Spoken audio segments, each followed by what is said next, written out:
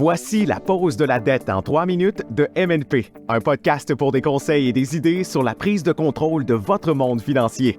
Présenté par MNP Dette. Avant que l'imprévu ne se produise en mars 2020, un terme comme procédure d'insolvabilité virtuelle était inexistant.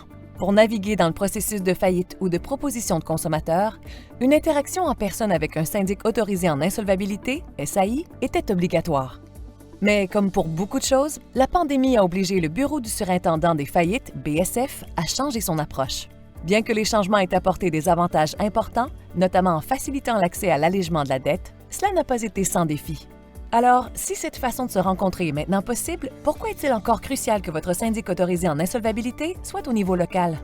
Premièrement, l'accessibilité physique. Bien que les solutions virtuelles offrent une facilité, elles ne peuvent pas remplacer un véritable contact humain. Les SAI ont désormais pour mandat d'offrir une possibilité de rencontre en personne.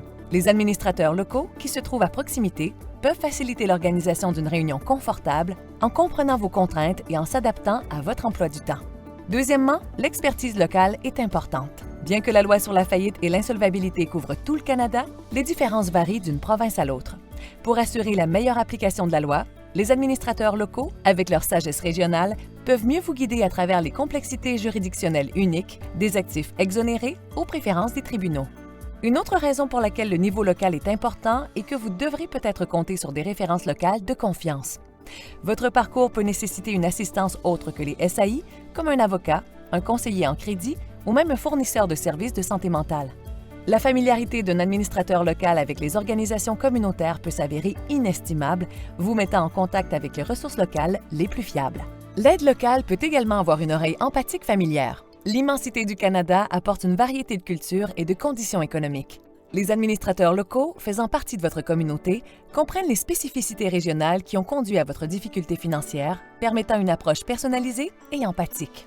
Ainsi, alors que la pandémie nous a poussés à envisager des procédures virtuelles, on s'est rendu compte qu'une approche équilibrée pourrait être la plus efficace. Le fait de rencontrer un SAI en personne permet d'instaurer un climat de confiance, de confort et de compréhension, en particulier lorsque l'on aborde des questions financières délicates.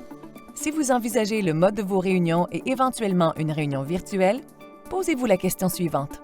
Dans quelle mesure êtes-vous ouvert à partager virtuellement des antécédents financiers personnels avec des inconnus?